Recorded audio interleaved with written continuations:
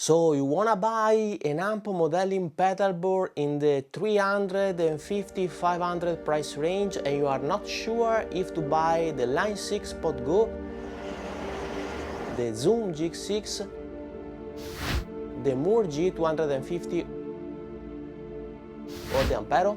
Well, I think this video is for you.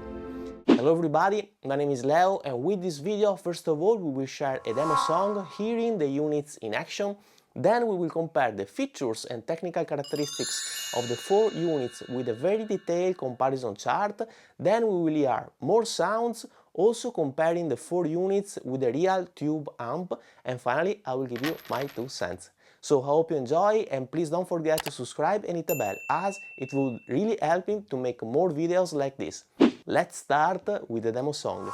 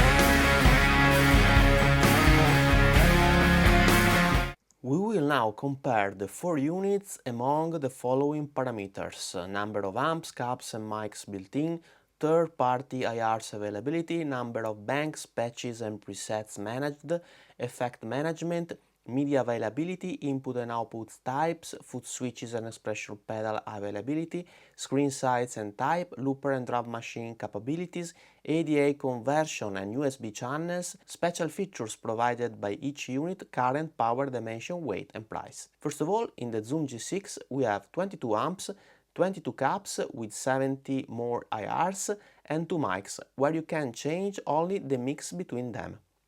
In the Ampero we have 65 amps with 5 dedicated to bass guitar and 2 to acoustic guitar, 70 cabs with 10 for acoustic guitar and 10 mics, where you can change the position and the distance. In the Mooer GE 250 we have 70 amps plus 10 user slots for loading, for instance, profiles. More about profiles later on in this video. In the Pod Go we have 83 amps, 39 cabs and 60 mics, where you can change the position but not the distance. So here we have the G6 that is pretty limited in terms of mic choice and placement, the Ampero that has a pretty large amount of cabs but less amps than the G250 and the Pod Go, and the Pod Go that offers more amps than any other unit but no mic distance. I would give the thumbs up to the Mooer G250, even if, also considering the empty slot, it has a couple of amps less than the Pod Go, as I would say that it offers the best combination of number of amps, mic flexibility due to mic placing parameters at your disposal, etc. Also considering the possibility to load profiles done with the GE Labs. As regards third-party IRs, we have 50 user slots in the G6, 20 in the Ampero, 10 in the G250 and 128 in the Pod Go. The G250 is the only one that offers the possibility to load 2048 sample points IRs. So I would give a thumbs up to both the Pod Go and the G250, as the Pod Go offers more slots, but the G250 offers higher quality. Furthermore, the Zoom G6 has 240 patches arranged in 60 blocks of 4 patches. The Ampero has 198 patches arranged in 66 blocks of 3 patches. The GE has 255 patches arranged in 85 banks each of 3 patches, while the PodGo has 256 patches arranged in 32 banks each of 4 patches. Therefore, I would give the thumbs up to the G250 and the PodGo, as they have almost the same number of patches, and the one patch difference is, in my opinion, negligible. Let's now talk about effects and effects chain management.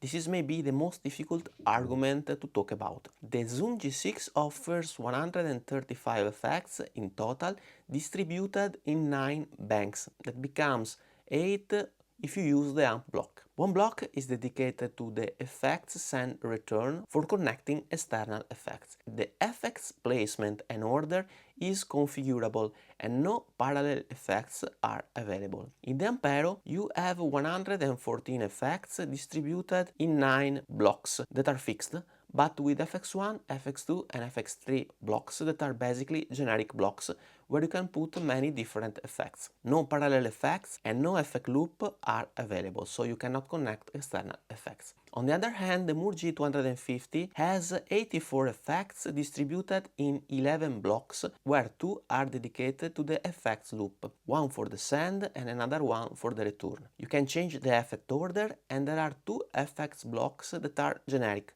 so that you can assign too many different effects. As regards the PodGo, we have 10 blocks, one dedicated to the effect loop and 4 blocks where you can assign whatever effect you want.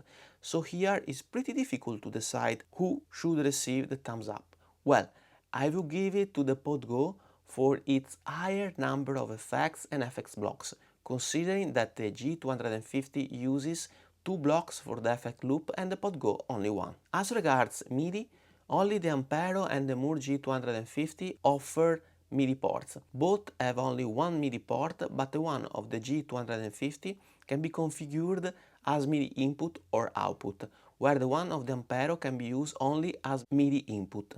Therefore, I would give the thumbs up to both the G250 and the Ampero, even if the Mooer G250 is a little bit better, offering configurable MIDI ports. As regards inputs and outputs, we have no balanced output for the G6 with mono effect loop, and with left out to be used also for the headphone out.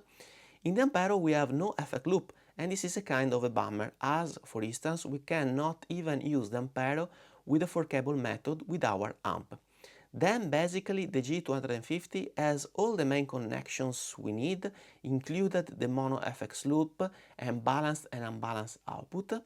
And finally the PodGo that is using the effect return as aux-in and is the only unit to have a stereo FX loop.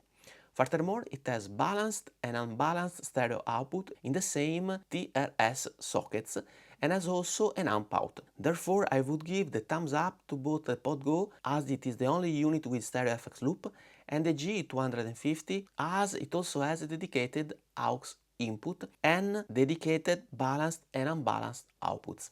Here it really depends to what you need. If you need a stereo effect loop, the PodGo is the only option to choose. As regards foot switches, the G6 has 5 foot switches with an expression pedal and another input for another expression pedal. The Ampero has 4 foot switches, still with an expression pedal and another expression pedal input.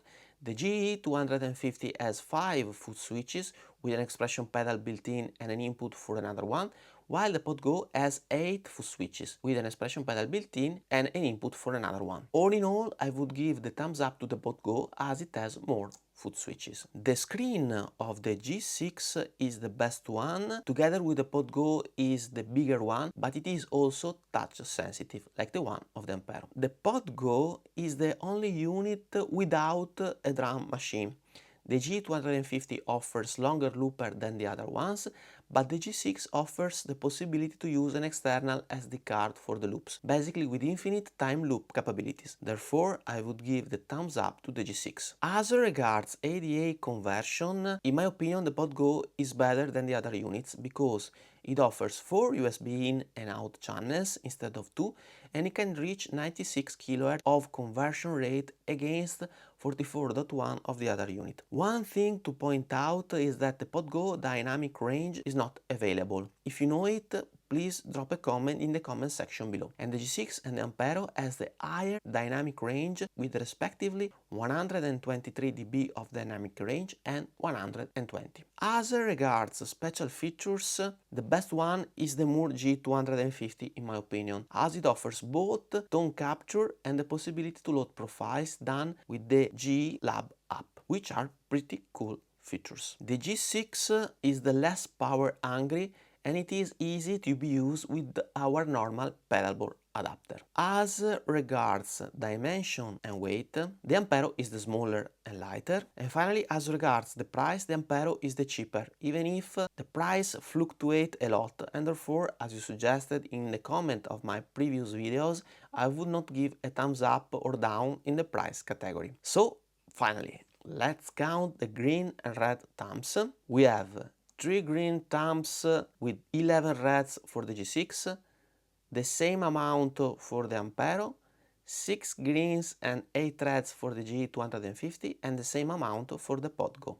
So I would say that we have an ex aequo between the PodGo and the G250. Obviously, this is just a technical comparison without considering that each feature could have a different importance for you. And so, for instance, you could prefer the G250 as it offers the possibility to load profiles, or it has MIDI out, or the G6 for its looper capabilities, or the PodGo as it is the only one with stereo FX loop management. But if you just algebraically sum the red and green thumbs, according to my comparison chart, the PodGo and the G250 offer more options than the others. Let's now hear some more sounds.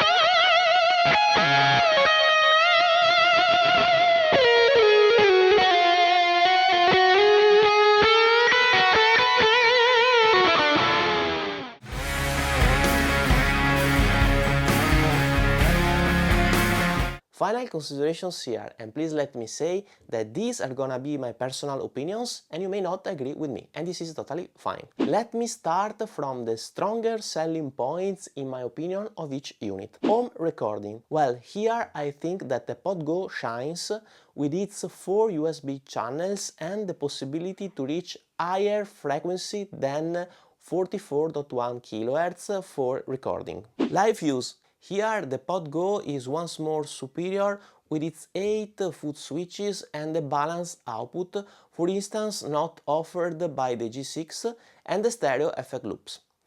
Also the GE 250 is pretty good for live use. You don't have stereo effect loop and you have less foot switches than the Pod Go, but you have MIDI in or out, with which for instance you can control an external effect, and you can also load profiles of your own amps, which is pretty amazing for jigging with your favorite sounds. Easiness of use. Well, not considering the computer app, the easiest one for me is the Ampero, followed by the G250. The Ampero has a touch-sensitive screen with the functionalities that are pretty well organized and intuitive.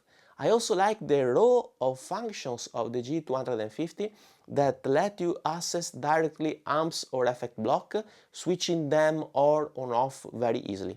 Also the G6 has a touch screen, but I found pretty cumbersome how the menus are organized. You can find more info on that topic in my demo review of the G6. Amp sound. Well, it's a pro for all of the units. I think that you can judge by yourself watching the more sound section of this video or the demo song.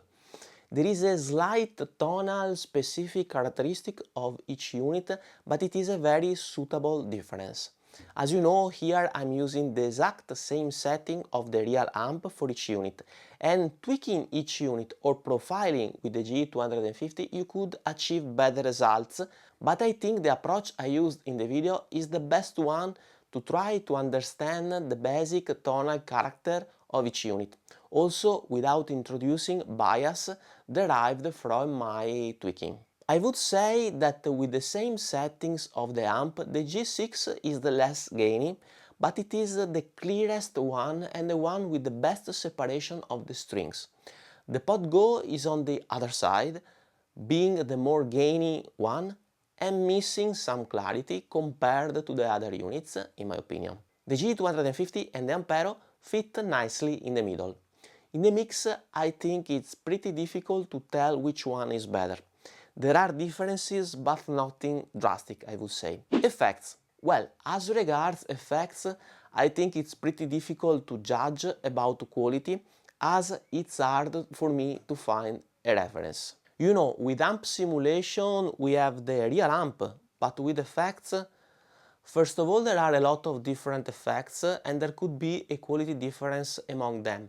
And furthermore, which is the reference, let's say, for a chorus? It really comes down to personal taste, in my opinion. Therefore, I would just say that if you are an effect geek, the Pod Go is better, as it offers more effects in total. So overall, I think that the Pod Go is the one which offers more options, and the G250 is superior to the G6 and the Ampero, where the bigger weaknesses of the Ampero and the G6 are, respectively, the lack of FX loop that prevent us even to use the Ampero with the 4-cable method, and the missing balanced output of the G6. Both the Pod Go and the G250 are not immune, how to say, from weaknesses. In my opinion, the biggest weakness of the Pod Go is that it allows to change the distance of the mics, but not to move the mic more towards left or right. And this has a big impact in the sound. I really don't understand why Line 6 is limiting us in this way. And the biggest weakness of the GE250 compared to the Pod Go is the lack of stereo effect loop and the fixed 44.1 kHz for recording. Also the G6 and the Ampero have these limitations, but with stereo effect loop the Mooer G250 would have been almost perfect. And if I had to choose, well, I would be really torn between the Pod Go and the G250. It would be an hard decision. All in all, I think that I would lean more towards the GE250 for its compactness and the profiling procedure, which would allow me to load my favorite amp sounds in the box. This is obviously totally subjective, and I would like to know your opinions and which one of the 4 units you would choose in your use case, and also if the sound differences that you can check out in the demo song or in the more sound section of this video are key deciding factors for you. So please let me know in the comments below your very valuable opinions. I really think that your comments are precious and they can help other guitarists to make the best possible choice according to their needs. These were my final 2 cents. We have now reached the end of this video. I hope you enjoyed, and if you did, please subscribe to my channel, hit the notification bell and leave a thumbs up. It would be of a great help. If you're interested in my IRs or in my camper profiles, you can check out the link in the card above or description below, where there is also a link to a playlist of songs of mine. Thank you for watching, see you in the next video. Bye.